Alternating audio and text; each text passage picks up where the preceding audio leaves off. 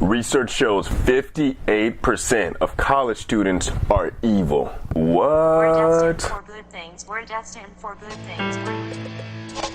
Hello everyone, welcome to the Q2 Theory. I'm JC and today we're going to look into, yes, research actually shows 58% of college students are evil. What do I mean? What does the research mean by that? It means, simply put, 58% of college students believe in an ideology which is inherently evil and morally corrupt. What is this ideology, you might ask? This ideology is known as socialism. But what is socialism and why is socialism evil? Well, in very short statements, socialism is basically saying, I'm here, so you have to give me stuff. Because I am breathing, I have the right to take what you have earned and worked for. How does this play out? Basically, what socialism does is it says that because one person is simply alive, they have the right, or the government has the right, to go attack another person, take their stuff. For example, because I am alive, I have the right to force you, who paid hundreds of thousands of dollars to go to doctor school and get your degree and bust your butt off and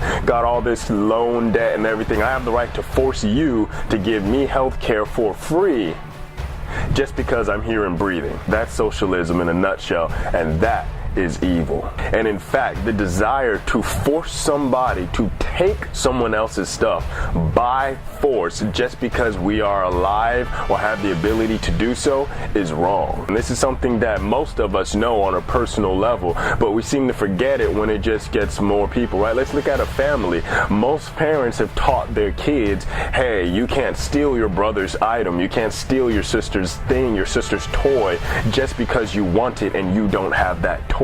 That does not give you a right to steal it, right? And it is actually morally wrong to steal your sister's toy or your brother's game or whatever just because you don't have it and just because you want it.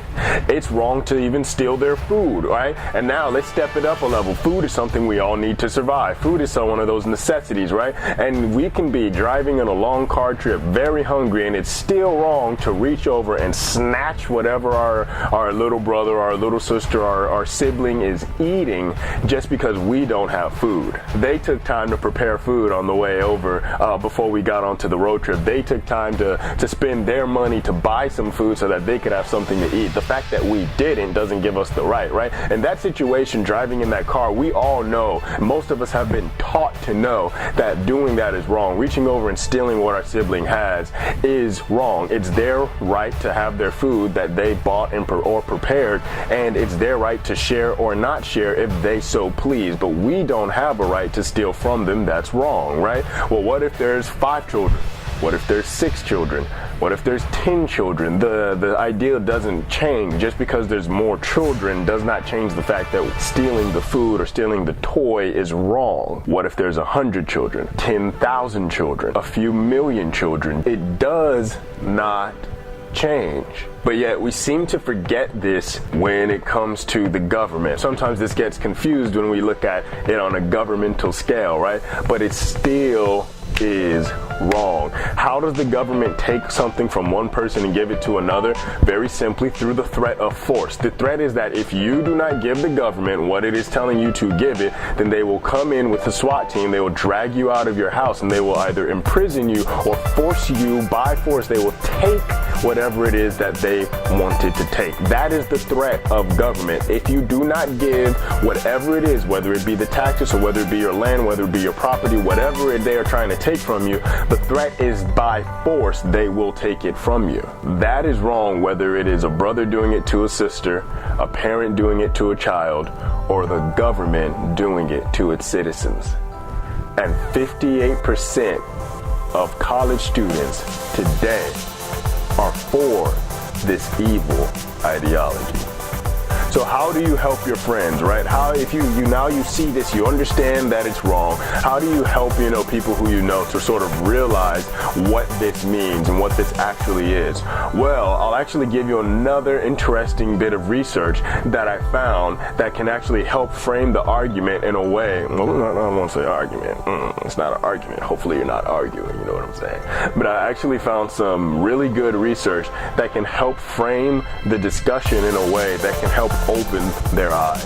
Here it is. Now here's another poll result about college students. Remember, all of the links to these polls will be, and the relevant pages will be inside of the description below so that you can look at them yourself, right? And so basically this is what they said. Now, whereas 58% of college students are in favor of socialism, when you ask the same question in a different way on their opinion on a free economy versus a government-controlled economy, then they were for the free economy, right? Well, many of them don't know that socialism is the government-controlled economy. In order for the evil of theft to happen, the government has to have control, right? Control by force, but control nonetheless. Okay, so the government has to have control of literally everything in order to do that. Most college students don't want the government in control of their Facebook, their credit cards, their Visa cards, their jobs, their everything. Most college students do not want the government in control of the entire economy, right? That's your Snapchat. Literally, under socialism, the government controls everything.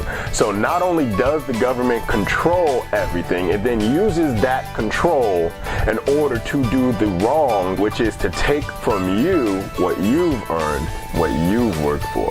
That is wrong. Take that to your friends. Explain it to them like that. Let them ask them what do they believe socialism is. Then explain to them what socialism actually is. This is one of those topics you might not know how to talk about with your friends, but if it does come up, you know what you can do. Or if they mention something that is related to the topic, you can simply make a statement.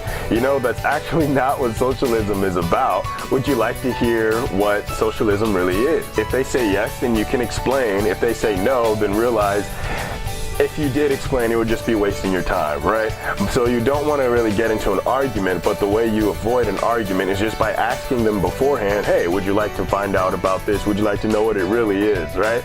And then if they say yes, you can enter into it and just explain to them what it really is, which is full government control of everything. That's your Facebook, how many drinks you can get, where you can work, what career you can have, where you can buy food, what food you can buy. Everything is under government control.